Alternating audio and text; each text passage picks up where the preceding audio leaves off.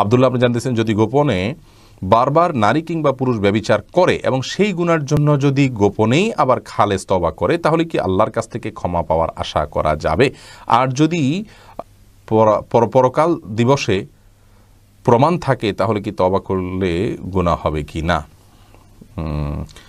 আর যদি প্রকাশ্য দিবালোকে, লেখাটা ভেঙে গেছে, প্রকাশ্য দিবালোকে যদি প্রমাণ থাকে, তাহলে তওবা করলে গুনাহ হবে কিনা। দেখুন, ব্যভিচার যদি জীবনে হয়ে যায়, তাহলে তওবা যদি খালেস অন্তরে করে আর কখনো করবে না সে মানে প্রতিজ্ঞা করে, এবং জেনার যে অপশন আছে, দুয়ার আছে, সেখান থেকে অনেক দূরে সরে যায়, তাহলে এটা সম্পূর্ণ জায়েজ আছে।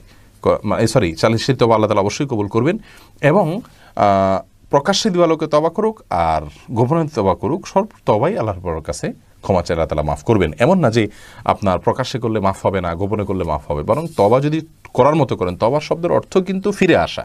তার মানে আপনি আপনার অবস্থান পরিবর্তন করেছেন, আপনি আর কখনো এই পথে যাবেন না সে মর্মে প্রতিজ্ঞা করেছেন, যেটা হয়েছে তার জন্য লজ্জিত হয়েছেন, এবং গুনাহ হতে পারে সেরকম সমাজ এবং পরিবেশ থেকে নিজেকে সরিয়ে নিয়েছেন। এটাই তওবা। এরকম তওবা যদি আপনি করতে পারেন, আল্লাহ তাআলা সব ধরনের গুনাহই মাফ করেন, প্রকাশ্য অপ্রকাশ্য।